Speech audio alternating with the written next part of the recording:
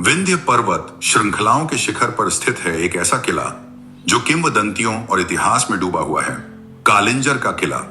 महाभारत में उल्लेखित यह स्थान देवताओं का निवास स्थान माना जाता था। सदियों तक यह पर्वत शैव धर्म का एक प्रमुख केंद्र और साम्राज्यों के लिए एक बहुमूल्य संपत्ति बना रहा। कई राजवंशों ने इस महान किले को जीतने के लिए संघर्ष किया। 1545 ईस्वी में यही वह स्थान था जहां शक्तिशाली शेर शाह सूरी का दुखद अंत हुआ और उनकी महत्वाकांक्षाएं धूल में मिल गईं। अपनी अभेद्य सुरक्षा के लिए प्रसिद्ध यह किला अनगिनत घेराबंदियों, युद्धों और गौरवपूर्ण क्षणों का साक्षी रहा है। आज आइए हम इस प्राचीन चमत्कार की अकल्पनीय शक्ति, भव्यता और इतिहास का पता लगाएं, जिसे हिंदुस्तान के सबसे मजबूत किलों में से एक माना जाता है।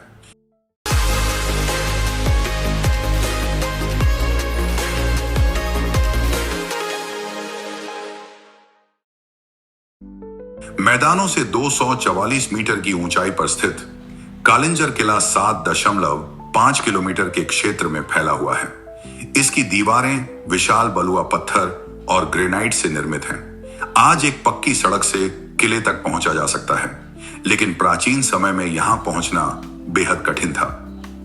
किले तक पहुंचने के लिए दो मुख्य प्रवेश द्वार थे, एक उत्तर की ओर जो कालिंजर शहर की ओर जाता था और दूसरा दक्षिण पूर्व की ओर जो पन्ना की दिशा में था।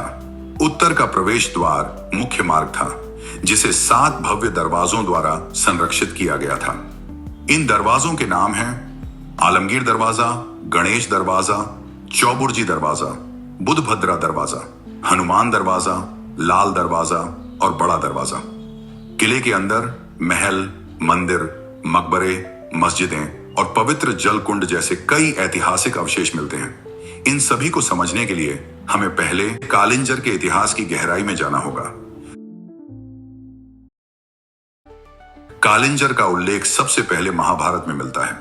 यह पहाड़ी अपनी आध्यात्मिक महत्ता के लिए पूजनीय थी।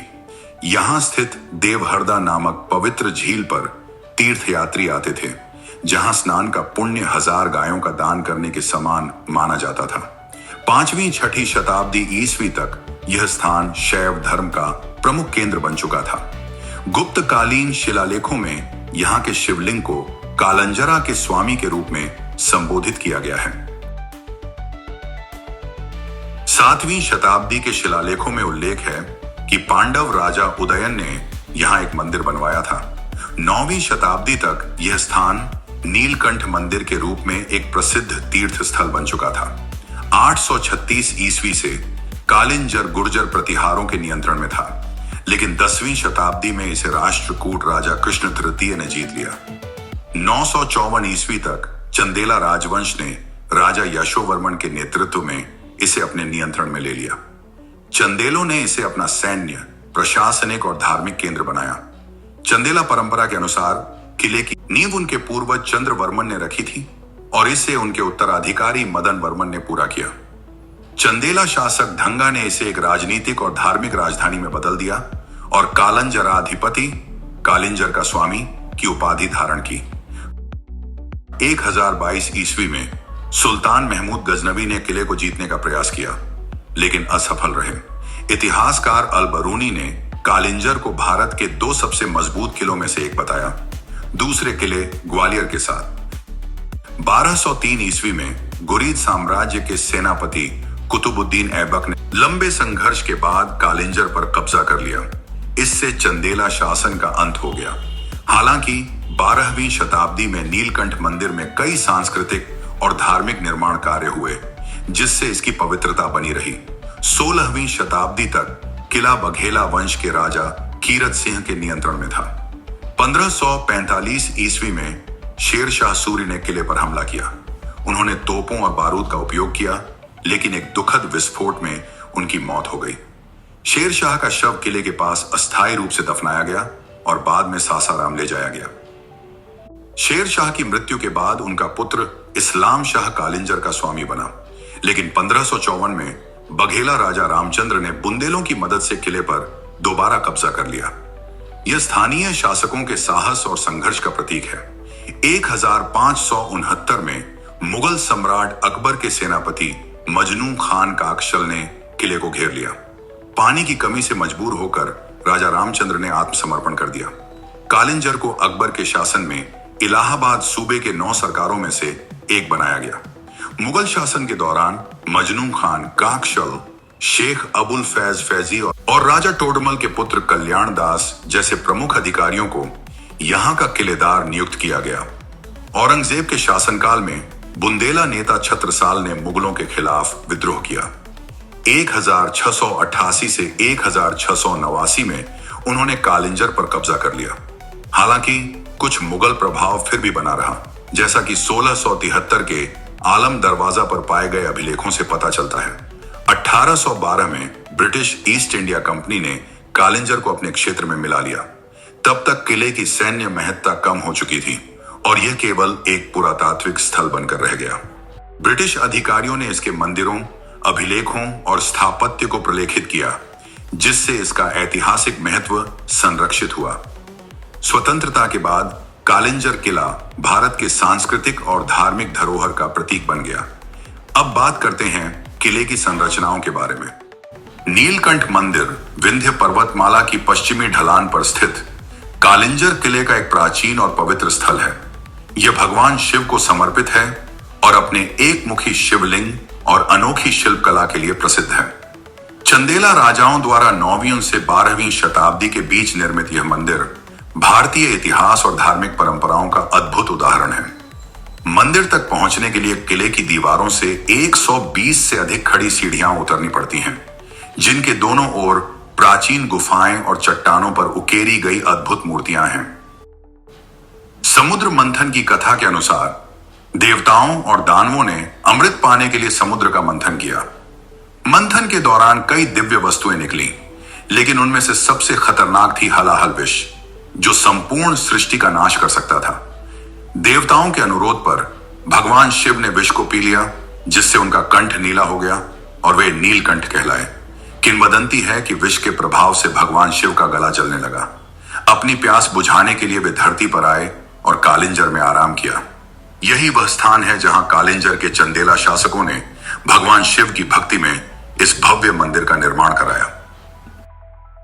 मंदिर के प्रवेश पर स्थित 16 स्तंभों वाला मंडप चंदेला वास्तुकला की उत्कृष्टता को दर्शाता है। मंदिर का मुख्य प्रवेश द्वार एक विशाल पत्थर के दरवाजे जैसा है, जिसके बारे में कहा जाता है कि इसे विशेष यांत्रिक प्रणाली से खोला और बंद किया जा सकता था, लेकिन अब इसका रहस्य खो गया है।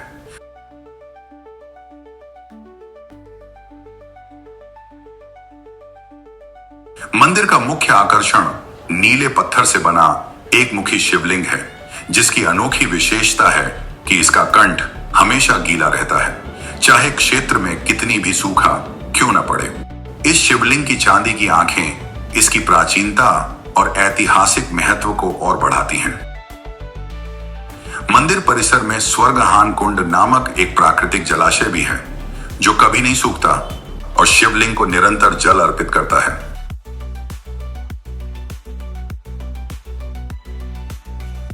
मंदिर के बाईं ओर 24 फीट ऊंची और 17 फीट चौड़ी महासदाशिव की मूर्ति स्थित है, जिसमें भगवान शिव को 18 भुजाओं और एक खोपड़ी के साथ दर्शाया गया है। मूर्ति के पास देवी काली और काल भैरव की भव्य मूर्तियां भी मौजूद हैं, जो शक्ति और तंत्र साधना के प्रतीक हैं।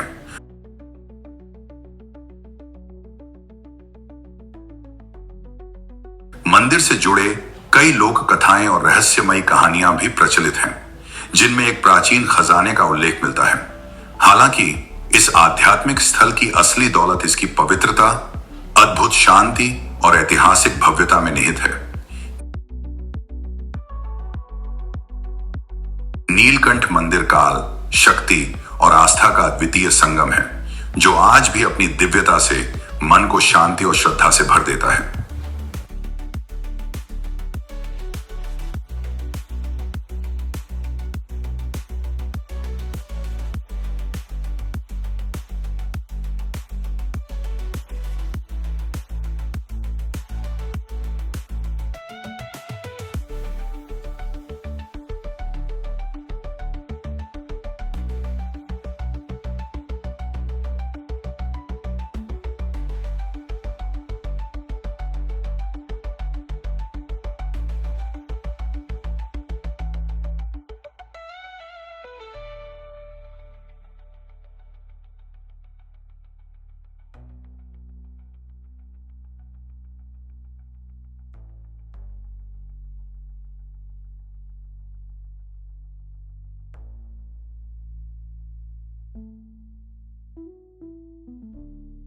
मंदिर के आसपास गणेश जी और चामुंडी देवी की सुंदर मूर्तियां हैं जो यात्रियों का स्वागत करती प्रतीत होती हैं।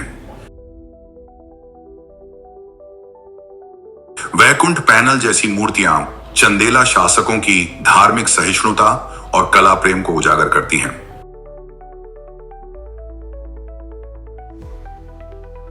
पवित्र जल कुंड,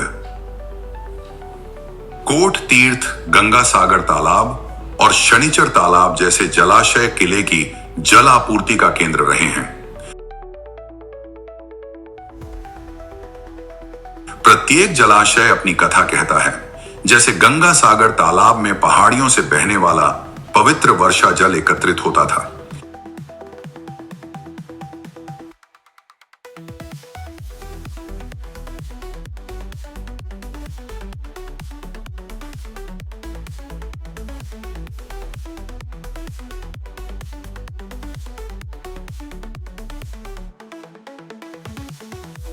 किले की दीवार के अंदर एक छोटे कक्ष में स्थित मृगधारा या हरिण का झरना एक प्राकृतिक जल स्रोत है जहां पानी लगातार बहता रहता है। इसका नाम कमरे के अंदर और बाहर खुदे हुए हरिणों की मूर्तियों से पड़ा है।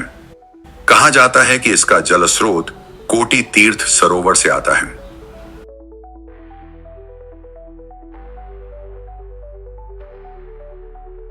इस्लामी संरचनाएं, इस्लाम शाह मस्जिद और कांति मस्जिद लोधी शैली के मकबरों के साथ कालिंजर की विविध सांस्कृतिक विरासत को दर्शाते हैं।